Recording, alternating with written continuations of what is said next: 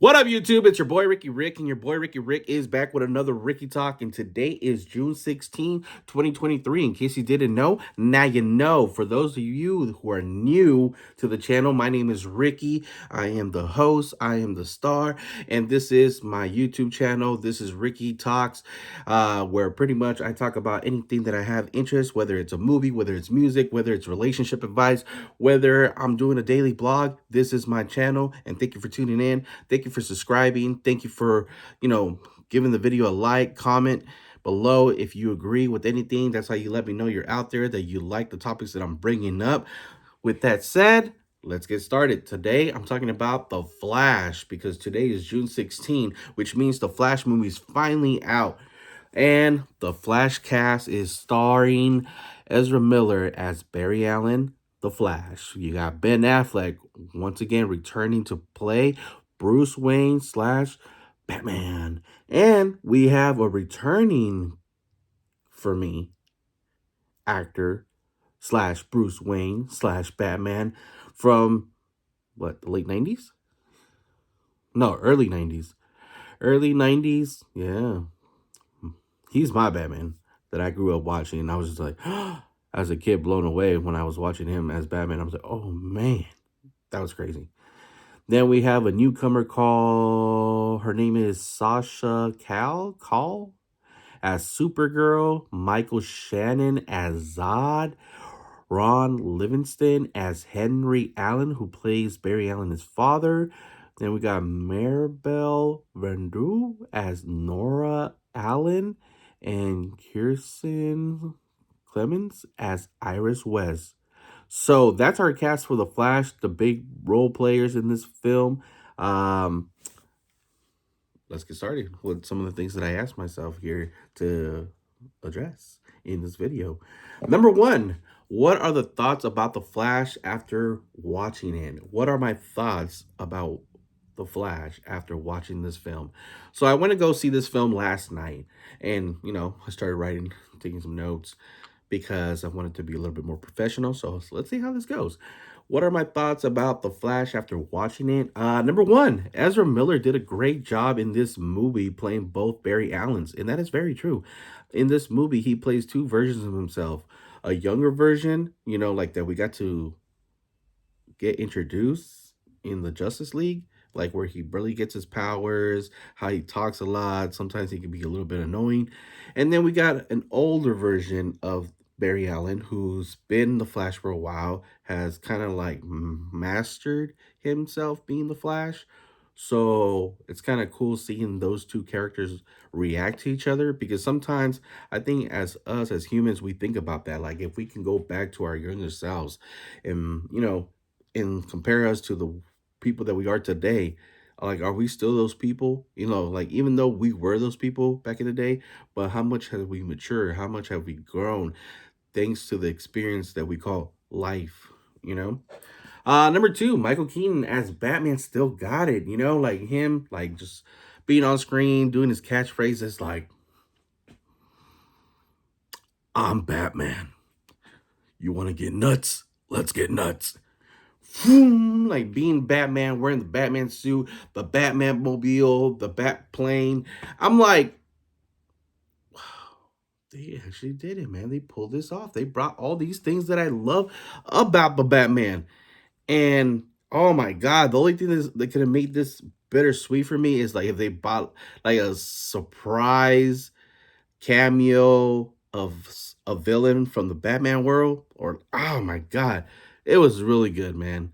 I really like this film, especially with anything that involves Batman. Like for me, like after watching this, hands down, Batman is the greatest superhero. Whether you like him, whether you think he's awesome, whether you think he's creepy, he is by far the best superhero I've seen on screen, animated, old school. There's different eras of movies, and they were all good.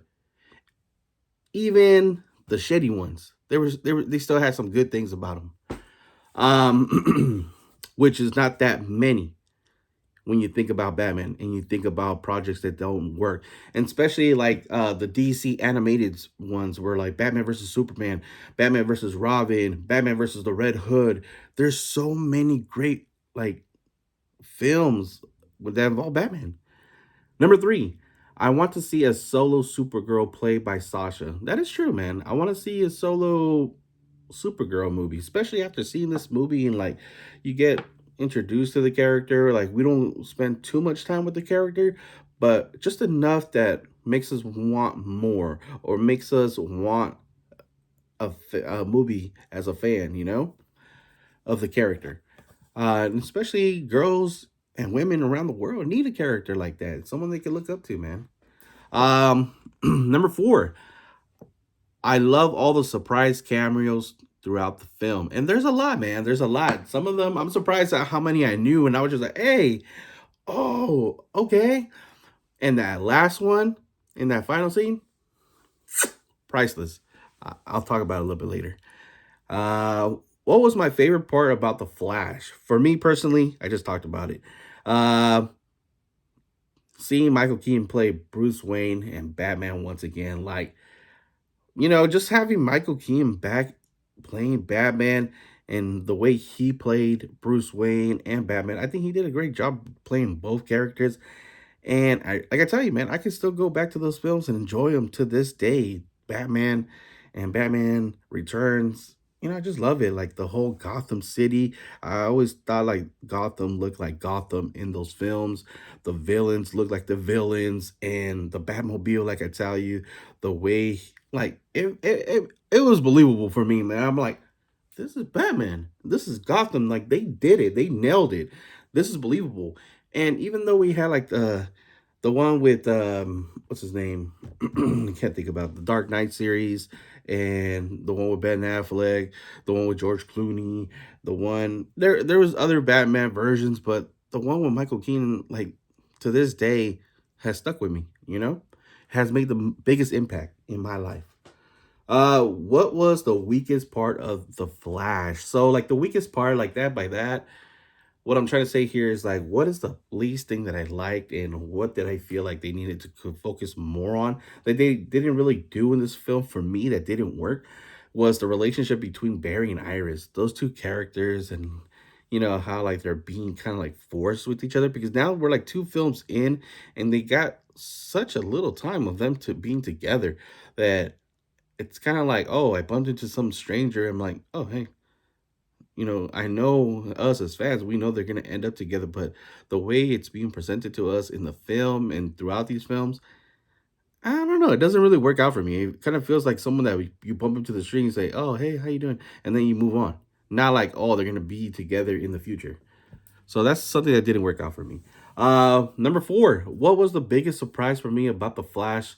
Spoiler alert. So I made sure that I put that on there because I want to give you guys some time. If you guys don't want to see this or don't want to hear this, that this is your time to silent. I will let you guys know when I'm not talking about the spoiler by doing this. But I am going to talk about it in 10, 9, 8, 7, 6, 5, 4, 3, 2, 1. Okay, so I gave you enough time to mute. Okay, so we're on. I'm talking spoilers. Okay, so for me, what was the biggest surprise for me about the Flash? Spoiler alert. Number one, seeing Wonder Woman popped up. There's rumors. I kind of keep up with the movie news because I'm into movies. I like them. I like to know what's coming. Will I like to go purchase a ticket and watch this movie in theaters, or do I just want to wait until it comes out like in Redbox, or I can stream it on a streaming service, And yeah, Wonder Woman, like this is number three. She popped up in what? Shazam, uh, on The Flash, and what was the other movie I'm thinking about that she popped up in? Oh, Fast X. She did Fast X, man. Like this girl is doing nothing but cameos this year, man. So shout out to her, man, for doing all those Gail got dope. Number two, seeing Nicolas Cage, man, playing Superman. Now, for those that don't know, this is kind of a big thing. You know, this is another rumor that's actually turned out to be true. There was rumblings that Nicolas Cage was going to be a part of this film and that he was going to be playing Superman. And he did. He did play Superman and he was a part of the film. And at one point in his career, he was supposed to have his own solar movie playing Superman. There's a video out there that you can see on YouTube where he's actually trying out the suit with his long hair and, you know, finally he got that opportunity to be Superman on screen. So it's cool. Better late than never, right? He got this opportunity to play Superman.